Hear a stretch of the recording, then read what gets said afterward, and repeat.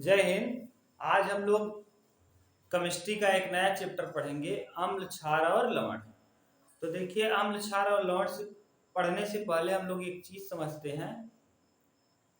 बच्चों, अगर आप चैनल पहली बार विजिट किए हैं तो इस चैनल को सब्सक्राइब कर लीजिए, क्योंकि इस चैनल पे आपको हाई स्कूल के सभी सब्जेक्ट के कंप्लीट वीडियो आपको इस चैनल पर मिलेगा। इस चैनल पर आपको जो भी प्रॉब्लम होगी उस प्रॉब्लम को दूर भी किया जाएगा। इस चैनल पे आपको और भी क्या सुविधाएं मिल सकती हैं, पीडीएफ मिलेंगी। एग्जाम के समय में आपको सब कुछ पढ़ा दिया जाएगा और रिवीजन भी कराया जाएगा। जितने भी आज तक के आए हुए प्रश्न हैं, सारे प्रश्नों को हम रिवीजन कराएंगे। तो इसलिए इस चैनल को आप सब्सक्राइब कर लीजिए, ज्यादा से ज्यादा इस चैनल को शेयर कीजिए, जिससे और भी बच्चों को लाभ मिल सके।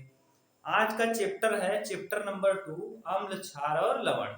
अगर आप इसके पहले चैप्टर नहीं देखे हैं, रासायनिक अभिक्रिया और समीकरण, तो आप चैनल के प्लेलिस्ट में जाइए, वहां आपको मिल जाएगा। हमने पढ़ना चालू किया है, आज पहली बार हम लोग इस चैप्टर को पढ़ेंगे, जिसका नाम है क्या, अम्ल, क्षार और लवण। तो अम्ल, क्षार और लवण कहते किसे हैं, पहले नॉर्मल भाषा में, आम बोलचाल की भाषा में जिसे हम समझ सकते हैं उसको समझ लीजिए। देखिए, आम बोलचाल की भाषा में अम्ल हम किसे कहते हैं, जो स्वाद में खट्टा हो। क्षार किसे कहेंगे, जो स्वाद में कड़वा हो। और लवण किसे कहेंगे, जो अम्ल और क्षार से बनता है, अर्थात जो उदासीन क्रिया होती है वही कहलाता है लवण। अम्ल और क्षार के मिलने से बनने वाला जो होता है उसे हम लवण कहते हैं, अर्थात वह उदासीन होता है। तो इस तरीके से अगर नॉर्मल शब्दों में हम समझें तो अम्ल वह होता है जो स्वाद में खट्टा होता है, क्षार वह होता है जो स्वाद में कड़वा होता है, और लवण वह होता है जो अम्ल और क्षार की क्रिया से बनता है। लेकिन अगर हम वैज्ञानिक दृष्टिकोण से देखेंगे तो ये परिभाषा केवल कुछ ही शब्दों के लिए सही है, बाकी हर वैल्यू के लिए सही नहीं है। तो इसलिए हम लोगों को इसका अच्छे से समझना है कि अम्ल कहते किसे हैं, अम्ल के कौन कौन से भौतिक गुण हो सकते हैं, अम्ल के कौन कौन से रासायनिक गुण हो सकते हैं, इन सब को आज हम लोग समझेंगे। तो पहले हम सब समझते हैं अम्ल के विषय में। तो देखिए, अम्ल के विषय में समझते हैं। अम्ल जो है बच्चों, अम्ल, ये अम्ल, अम्ल को हम लोग कहते हैं अंग्रेजी में एसिड। अम्ल जो शब्द है ये लैटिन भाषा का शब्द है, लैटिन भाषा का शब्द है।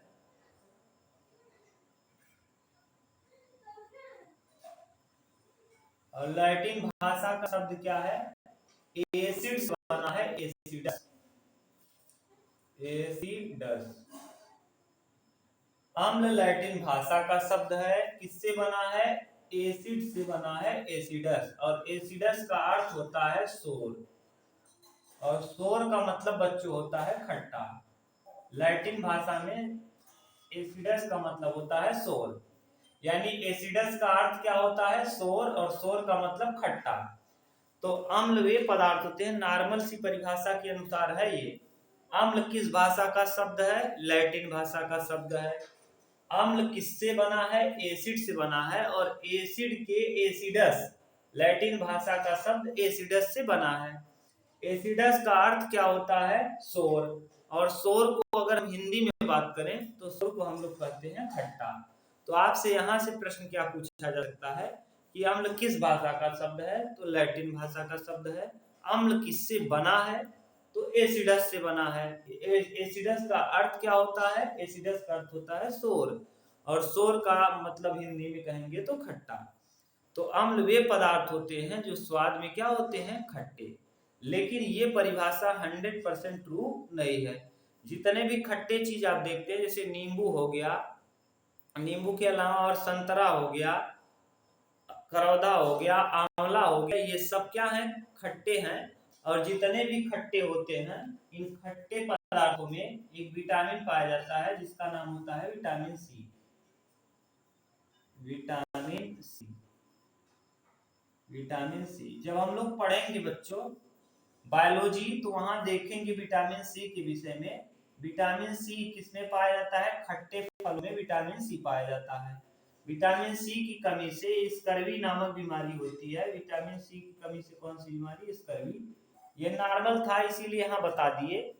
तो अम्ल कहते किसे आपको बता दिए, अम्ल किस भाषा का शब्द हमने आपको बता दिया।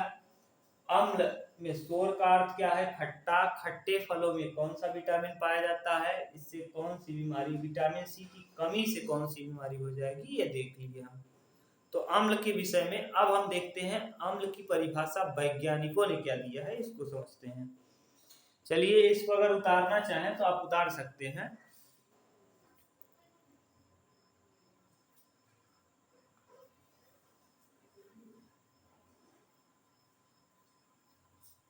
देखिए एक वैज्ञानिक हुए हैं आरहेनियस। आरहेनियस के अनुसार, आरहेनियस ने कहा था अम्ल वे पदार्थ होते हैं जो जलीय विलयन में H+ आयन देते हैं। अर्थात आरहेनियस ने कहा था अम्ल वे पदार्थ होते हैं जो जलीय विलयन में H+ आयन देते हैं। तो आरहेनियस के अनुसार अम्ल की परिभाषा क्या है? अम्ल की परिभाषा आरहेनियस के अनुसार, अम्ल की परिभाषा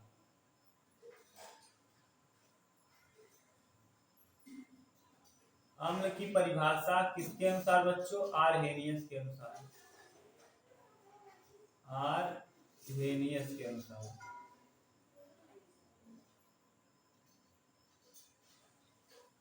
के अनुसार तो आरहेनियस के अनुसार अम्ल की क्या परिभाषा है? अगर कोई पूछ ले तो आपको बताना क्या है? अम्ल वे पदार्थ होते हैं, ध्यान से सुनिए आपको याद हो जाएगा, कोई दिक्कत नहीं होगी। अम्ल वे पदार्थ होते हैं जो जलीय विलयन में घोलने पर H+ आयन देते हैं। यानी अम्ल कैसे पदार्थ होते हैं? वे पदार्थ होते हैं जो जलीय विलयन में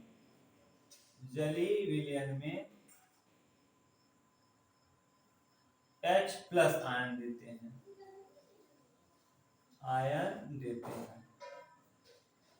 और इन्होंने ये भी कह दिया था कि H+ आयन के अतिरिक्त कुछ नहीं देते। यानी H+ आयन के अतिरिक्त, देखिए यहाँ अगर पावर में प्लस माइनस लग जाए तो उसका मतलब होता है आयन। तो H+ आयन के अतिरिक्त कुछ नहीं देते, अतिरिक्त कोई भी धनात्मक मान नहीं हो सकता। यानी H+ के अतिरिक्त कोई भी धनात्मक वैल्यू, धनात्मक मान नहीं हो सकता, कोई भी धनात्मक आयन नहीं हो सकता। तो आप बोलेंगे क्या परिभाषा? आरहेनियस के अनुसार अम्ल की क्या परिभाषा है? आरहेनियस के अनुसार अम्ल वे पदार्थ होते हैं जो जलीय विलयन में घोलने के पश्चात ना, जो जलीय विलयन में H+ आयन देते हैं। H+ आयन के अतिरिक्त जलीय विलयन में कोई भी धन आयन नहीं देते। माने H+ आयन के अतिरिक्त कोई भी धनात्मक आयन नहीं देते, अतिरिक्त कोई धनात्मक आयन नहीं देते। ये था परिभाषा, कोई धनात्मक आयन नहीं देते, आयन नहीं देते।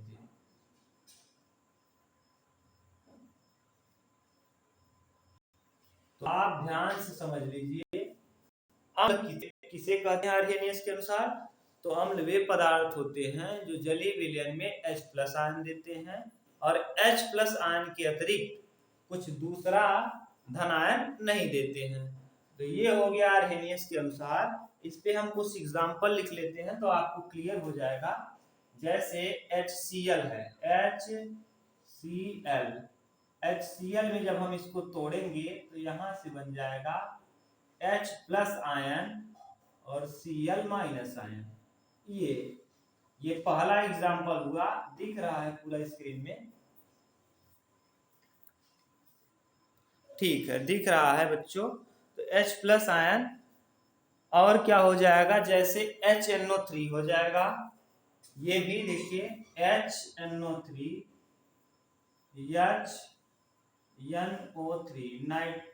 HNO3, ये नाइट्रिक अम्ल है। इसे H+ आयन और प्लस NO3- आयन में टूट जाएगा। तीसरा अगर हम लिखें तो इसके अलावा H2SO4, जिसे हम सल्फ्यूरिक अम्ल कहते हैं, ये भी 2H+ आयन और प्लस SO4- आयन ये देता है। तो अम्ल आपने देख लिया, अम्ल वे पदार्थ होते हैं जो जलीय विलयन में H+ आयन के अतिरिक्त कोई धन आयन नहीं देते। आर्हेनियस के अनुसार अम्ल वे पदार्थ हैं जो जलीय विलयन में घोलने पर H+ आयन के अतिरिक्त कोई धन आयन नहीं देते। आपने 2-3 एग्जाम्पल देख लिया, H2SO4 देख लिया। एक और देख लीजिए, इसे H2SO सल्फ्यूरिक अम्ल कहते हैं। एक और होता है बच्चों CH3COOH। यहाँ लास्ट वाला H जो है H+ आयन में टूट जाएगा, ये रिवर्सिबल कर दीजिए ऐसे, यहाँ भी रिवर्सिबल, ये हो जाएगा H+ आयन, ये वाला H हमने यहाँ लिख दिया, और प्लस CH3COO- आयन। तो ये हो गया अम्ल की परिभाषा आर्हेनियस के अनुसार, और उस पे आपने कुछ एग्जाम्पल लिख लिया। ये हो जाएगा अम्ल, और अम्ल की परिभाषा किसके अनुसार? आर्हेनियस के अनुसार। स्क्रीनशॉट ले लीजिए, फिर हम लोग नेक्स्ट करते हैं। आप स्क्रीनशॉट ले लिए होंगे। चलिए अब इसको मिटा के हम लोग इसका एक परिभाषा और देख लेते हैं। अब जब H+ आयन देगा तो वैज्ञानिकों को कुछ करना नहीं पड़ा। अब आर्हेनियस के सिद्धांतों का ही प्रयोग करके वैज्ञानिकों ने धीरे धीरे प्रूफ करना चालू किया। अब क्या क्या प्रूफ करना चालू किया उसको हम समझ लेते हैं। देखिए, पहले ही एक वैज्ञानिक ने कह दिया कि जो H+ आयन होता है बच्चों, वह स्वतंत्र रूप से नहीं रह सकता। H+ आयन स्वतंत्र रूप से नहीं रह सकता। कहने का अर्थ क्या है कि हाइड्रोजन आयन जलीय विलयन में मुक्त रूप से नहीं रह सकता। हाइड्रोजन आयन जो अभी आपने देखा था HCl में, यही अभी आपने यही तो देखा था भैया कि HCl में H+ आयन और Cl- आयन ये टूट जाएगा, तो H+ आयन और Cl- आयन में, तो H+ आयन, ये जो H+ आयन है, ये हाइड्रोजन आयन जलीय विलयन में मुक्त रूप से नहीं रह सकता। इसलिए क्या करेगा, जल के साथ अपक्रिया कर लेगा या जल के साथ संयोग करके हाइड्रोनियम आयन बनाएगा। यानी जो H+ आयन है, H+ आयन, यह मुक्त रूप से नहीं रह सकता, स्वतंत्र रूप से नहीं रह सकता। ये क्या करेगा, जिस जल में आपने घोला है H2O में, ये जल के साथ ही क्रिया करके हाइड्रोनियम आयन बना देगा, H3O बना देगा, और प्लस, इसे कहते हैं हम लोग हाइड्रोनियम आयन।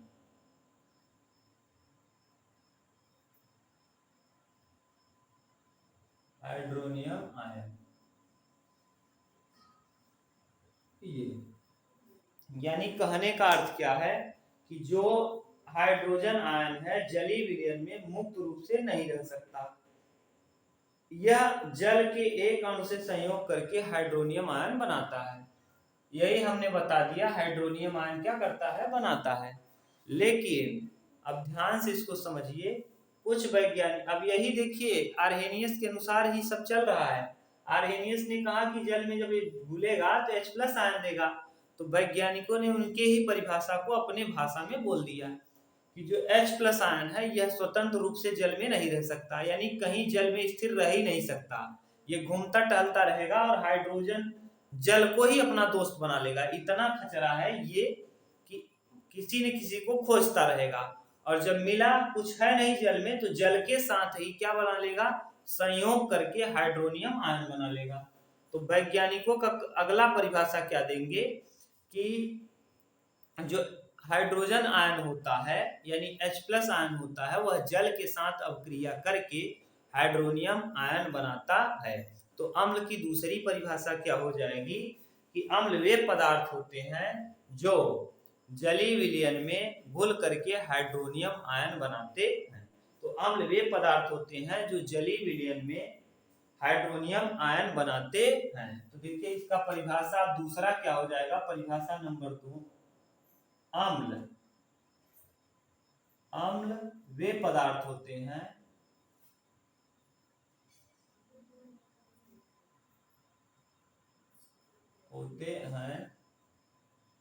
जो जलीय विलयन में घुलकर, जो जलीय विलयन में घुलकर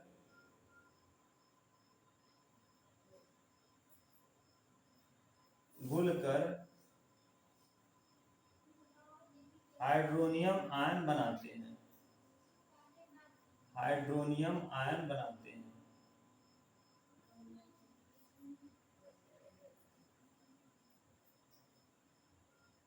आयन बनाते हैं,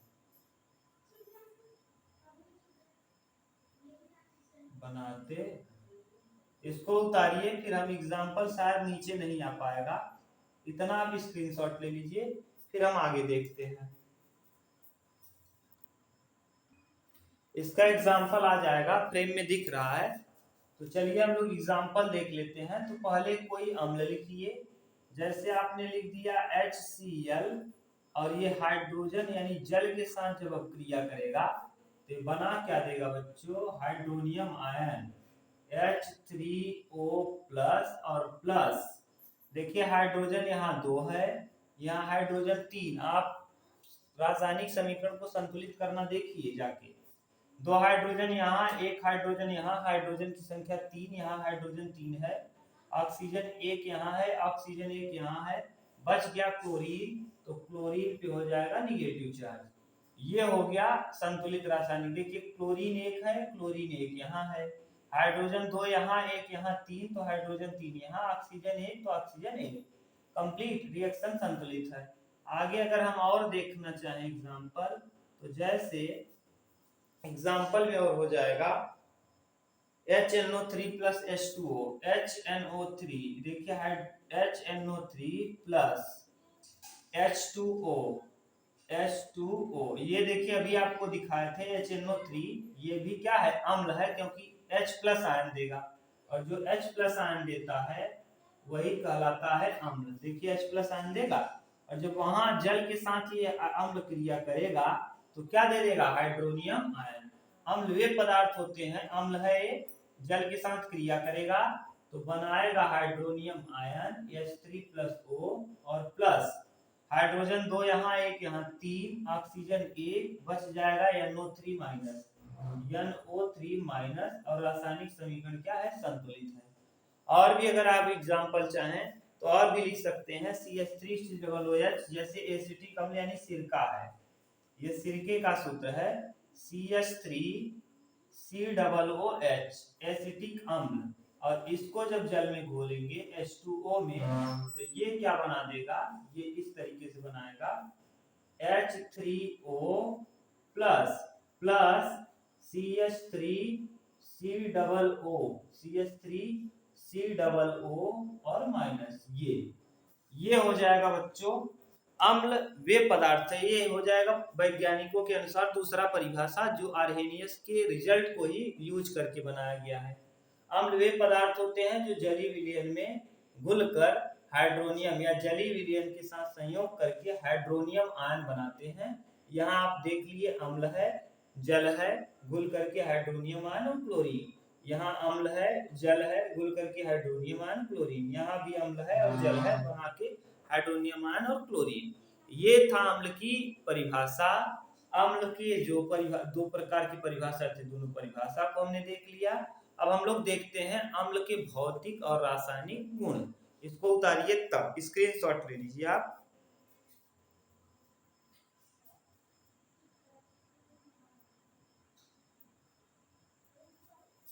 चलिए स्क्रीनशॉट ले लिए होंगे आप। अब हम देखते हैं अम्ल के भौतिक और रासायनिक गुण। अम्ल के दो प्रकार के गुण हो सकते हैं, और पहला गुण होता है अम्ल के भौतिक गुण, और दूसरे गुण होता है अम्ल का रासायनिक। तो पहले हम लोग भौतिक और रासायनिक के विषय में समझ लेते हैं, क्या मतलब है भौतिक और रासायनिक का।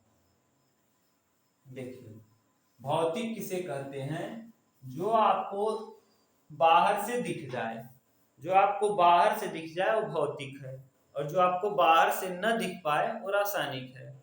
जैसे अम्ल नीले लिटमस पेपर को क्या कर देगा, लाल कर देगा, ये भौतिक गुण है।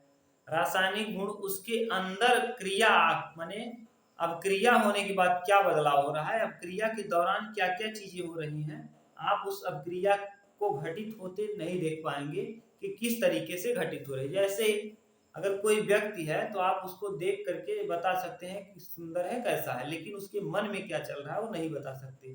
तो जो उसके मन में है वही कहलाता है रासायनिक, और जो बाहर से दिख रहा है वो कहलाता है भौतिक।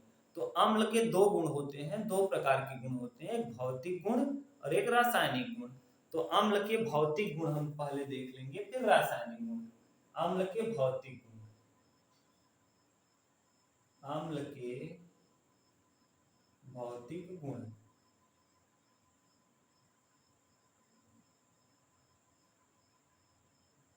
अब अम्ल का भौतिक गुण क्या होता है, चलिए हम लिख दे रहे हैं। ये स्वाद में खट्टे होते हैं, ये स्वाद में खट्टे, ये हो गया। क्यों, इसको आप चेक करके बता सकते हैं। तो ये स्वाद में खट्टे होते हैं, ये वाला टॉपिक इंपॉर्टेंट है। ये जो इस पे स्टार लग रहा है, ये नीले लिटमस पेपर को, नीले को क्या कर देते हैं, लाल कर देते हैं। तो अम्ल नीले लिटमस पेपर को लाल कर देता है। तीसरी बात, स्वाद में खट्टा होता है, नीले लिटमस पेपर को लाल कर देता है, जल में घुल करके उष्माक्षेपी अभिक्रिया बनाता है। यानी जब अम्ल में जलीय विलयन को प्रभावित करेंगे तो ये उष्मा बाहर निकालेगा। यानी अम्ल वे होते हैं जो उष्माक्षेपी होते हैं। क्या, उष्माक्षेपी, उष्माक्षेपी, उष्माक्षेपी और उष्माशोषी आपने इसके पहले चैप्टर में पढ़ लिया है। उष्माक्षेपी वे अभिक्रियाएं होती हैं जो बाहर से उष्मा न देना पड़े, बल्कि इसके माने रासायनिक अभिक्रिया के फलस्वरूप उष्मा बाहर निकले, उसे कहते हैं उष्माक्षेपी। और जिसको बाहर से उष्मा देना पड़े उसे हम कहते हैं उष्माशोषी। तो ये स्वाद में खट्टे होते हैं, नीले लिटमस पेपर को लाल कर देते हैं, उष्माक्षेपी होते हैं। यानी जब इसको जल में घोलते हैं तो इससे उष्मा बाहर निकलती है। जैसे आपने देखा भी होगा, जब H2SO4 यानी सल्फ्यूरिक अम्ल में आप पानी को डालिए तो वहां से भाप बाहर निकलती है, यानी उष्मा बाहर निकल रही है।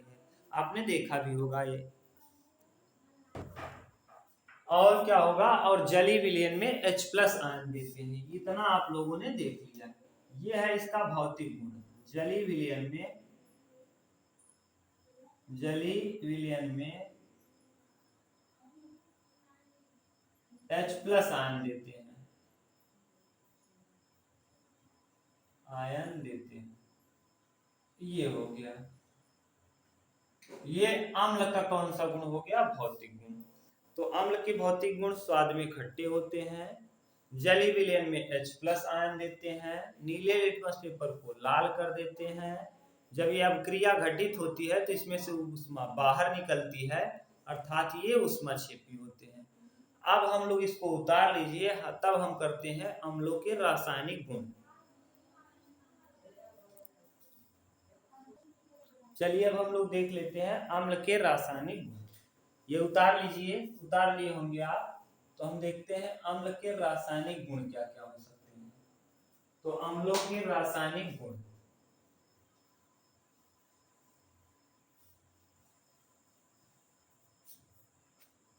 अम्ल के रासायनिक,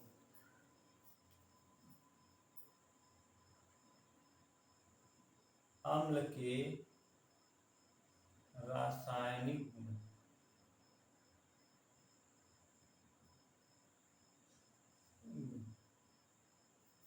पहला गुण है बच्चों, पहला यहां लिख दे रहे हैं, हम लंबा बोलेंगे, आप सुनिए। अम्ल धातुओं के साथ, कुछ सक्रिय धातुओं के साथ क्रिया करके हाइड्रोजन गैस बाहर निकलती है।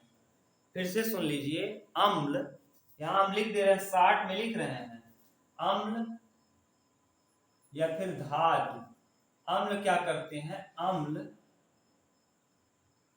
धातु के साथ क्रिया करके कौन सी गैस बाहर निकालती है, यहाँ कुछ पदार्थ बनेगा और कौन सी गैस बाहर निकाल देंगे, हाइड्रोजन। ये है। तो इसको लिखेंगे आप कैसे, पहला गुण है रासायनिक गुण, अम्ल कुछ धातुओं के साथ, कुछ सक्रिय धातुओं के साथ क्रिया करके हाइड्रोजन गैस बाहर निकालती है। ये इंपॉर्टेंट टॉपिक बोल रहे हैं, बहुत ध्यान से समझिएगा, कई बार पेपर में ये दिया है कि अम्ल वे पदार्थ होते हैं जो सक्रिय धातुओं के साथ क्रिया करके हाइड्रोजन गैस बाहर निकालती है। इसका एग्जाम्पल देखेंगे तब आपको समझ में आएगा। जैसे आयरन एक धातु है, आयरन या Fe, और ये क्या करती है, आयरन एक धातु है, ये अम्ल के साथ क्रिया करके HCl एक हाइड्रोक्लोरिक अम्ल है, इसके साथ क्रिया करके ये क्या बनाती है, FeCl2 प्लस H2 गैस बाहर निकालती है, हाइड्रोजन गैस रिलीज करती है। तो देखिए यहाँ Cl 1 है, यहाँ Cl 2 है, यहाँ हाइड्रोजन 2 है, यहाँ हाइड्रोजन 1 है, तो यहाँ 2 कर दीजिए, अब 2 हाइड्रोजन हो गया, 2 Cl, और Fe 1 है, Fe 1, क्लियर।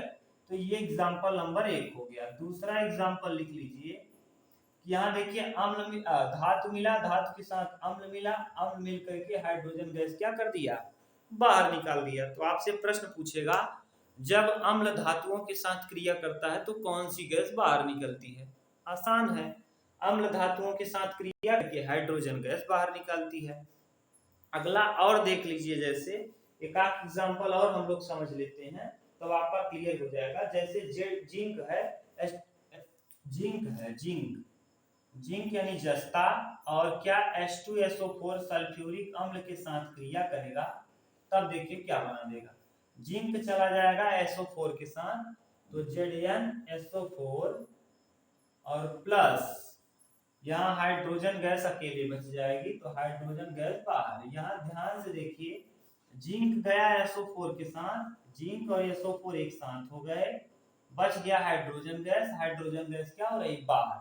यहाँ भी देखिए जिंक एक धातु है और H2SO4 अम्ल है, तो ये क्या है, ये दोनों की दोनों धातु हैं और ये क्या है, अम्ल है, और धातु और अम्ल मिल करके क्या बना दिए। यहाँ देखिए अंत में कौन सी गैस निकल रही है, हाइड्रोजन गैस।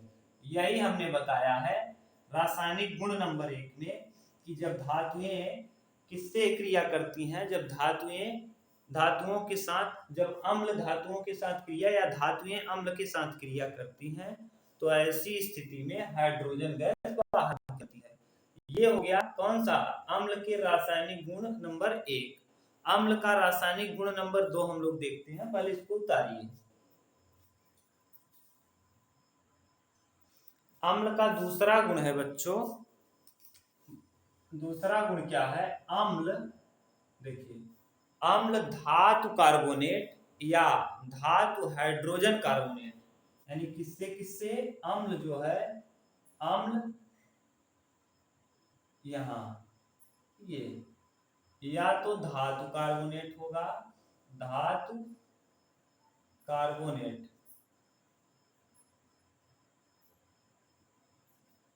या धातु हाइड्रोजन कार्बोनेट,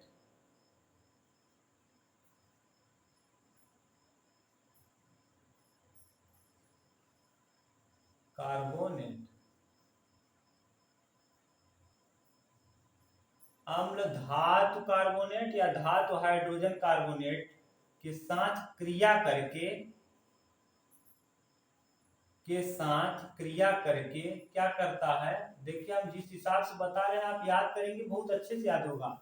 अम्ल धातु कार्बोनेट या धातु हाइड्रोजन कार्बोनेट के साथ क्रिया करके क्या क्या बनाता है, तो यहां लिख देंगे अम्ल प्लस धातु कार्बोनेट, यानी ये वाला धातु कार्बोनेट,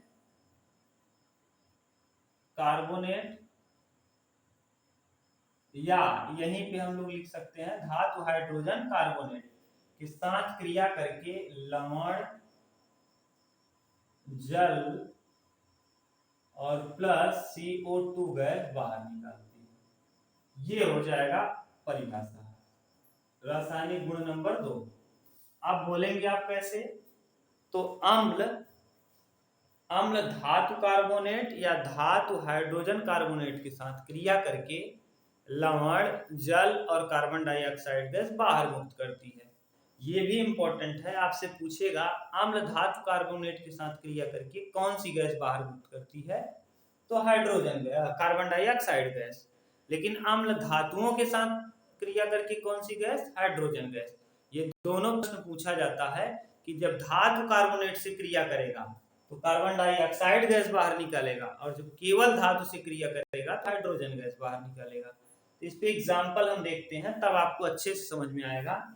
जैसे Ca एक कैल्शियम एक धातु है, CO3 कार्बोनेट है, तो धातु कार्बोनेट हो गया और उसी के साथ HCl एक अम्ल है।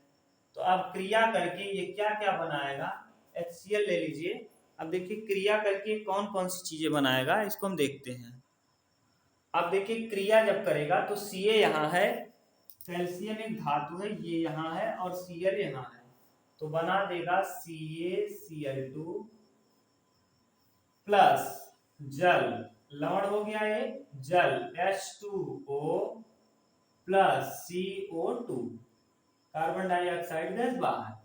अब यहाँ ध्यान से समझिए, कैल्शियम एक था, यहाँ भी एक है, क्लोरीन यहाँ एक है, यहाँ दो हो गया, तो यहाँ दो का गुणा कर दीजिए। जब दो का यहाँ गुणा करेंगे तो हाइड्रोजन दो, क्लोरीन भी दो, यहाँ क्लोरीन दो है, हाइड्रोजन दो है, सही है। ऑक्सीजन यहाँ 3 है बच्चों, जबकि यहाँ ऑक्सीजन 2 और 1 3, क्लियर है। कार्बन यहाँ कितने हैं, कार्बन 1 है, कार्बन यहाँ 1 है, ये संतुलित हो गया। यहाँ देखिए धातु कार्बोनेट के साथ अम्ल जब क्रिया करता है तो लवण बनाया, जल बनाया और कार्बन डाइऑक्साइड गैस बाहर निकली। एक और हमने बताया है कि धातु हाइड्रोजन कार्बोनेट के साथ क्रिया करके ना, धातु हाइड्रोजन कार्बोनेट के साथ क्रिया करके अम्ल क्या बनाता है, तो अम्ल तभी लवण, जल और क्या निकलेगा बाहर, कार्बन डाइऑक्साइड गैस। इसका एग्जांपल हम लोग लिख लेते हैं, CaHCO3 का होल ट्वाइस का CaCO3 का ट्वाइस प्लस कौन सी गैस, HCl यहां बनाएगी क्या, देख लीजिए फ्रेम में दिख रहा है, नहीं बाहर हो गया, फ्रेम को थोड़ा नीचे करना पड़ेगा, ठीक, ये अब दिखने लगा है ठीक से। चलिए HCl है, अब ये बना देगा, देखिए क्या बनाएगा, CaCl2 plus H2O plus CO2 gas बाहर। अब ध्यान से देखिए, तो ऑक्सीजन 2 यहाँ है, एक यहाँ 3 यहाँ 3 ऑक्सीजन, 3 का गुणा 2 में करेंगे तो 3 गुना 6 ऑक्सीजन।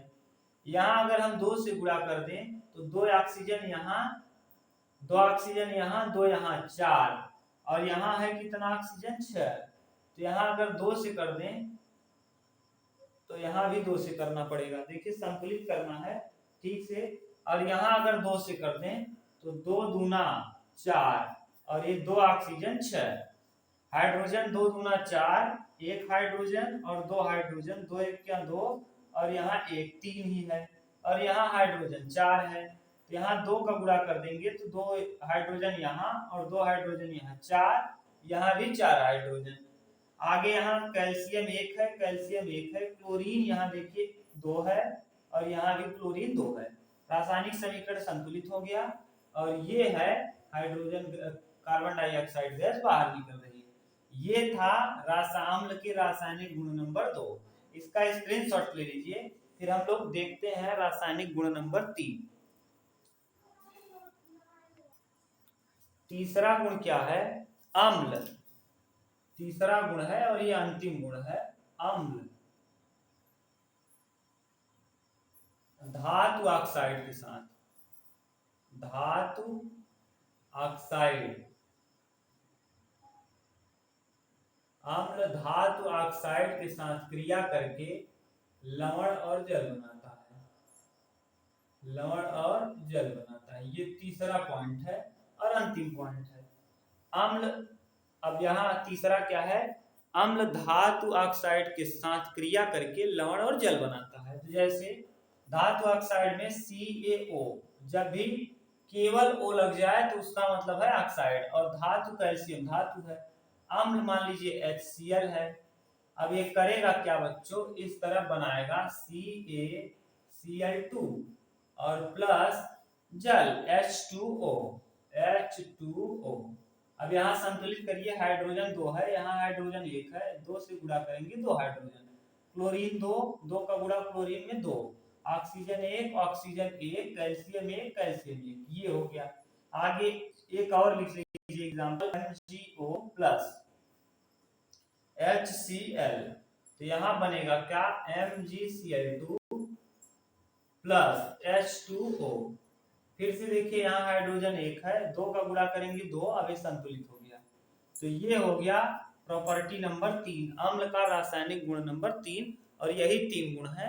3 गुण आपको क्या क्या बता दिए कि पहला गुण हमने आपको बताया कि जब अम्ल धातुओं के साथ क्रिया करता है तो हाइड्रोजन गैस निकलता है, जब अम्ल धातु कार्बोनेट या धातु हाइड्रोजन कार्बोनेट के साथ क्रिया करेगा तो कार्बन डाइऑक्साइड गैस बाहर निकालेगा, और जब अम्ल धातु ऑक्साइडों के साथ क्रिया करेगा तो ऐसी स्थिति में लवण और जल बनाएगा।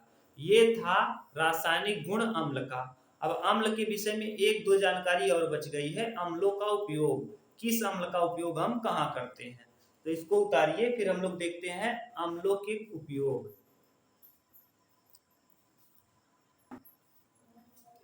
चलिए अब हम लोग देख लेते हैं अम्ल के उपयोग। अम्लों के उपयोग, अम्ल का उपयोग,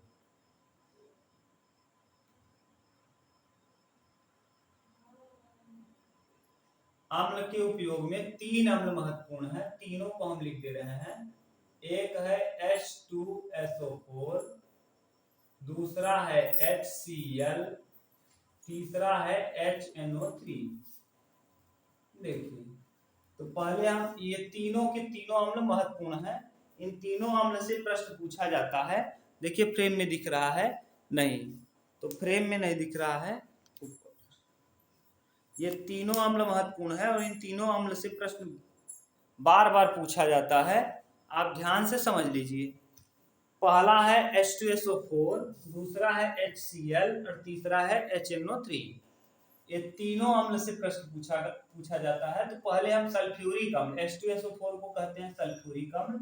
H2SO4 का बच्चों उपयोग हम करते हैं बैटरियों में।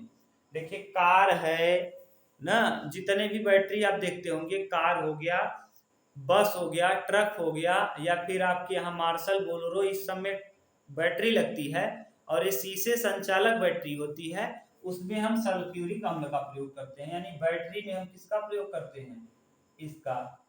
तो H2SO4 का बैटरी में उपयोग किया जाता है, उद्योगों में उपयोग किया जाता है, उद्योग में,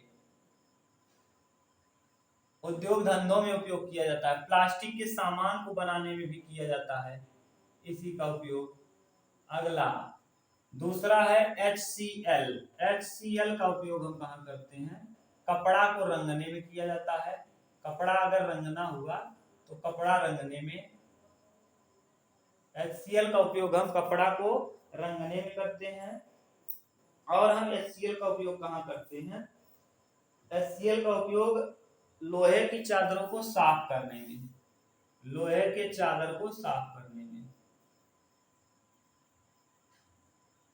साफ करने में। और सबसे महत्वपूर्ण है HNO3। याद करके रखना बच्चों, ये प्रश्न पूछता ही है, इंपॉर्टेंट है।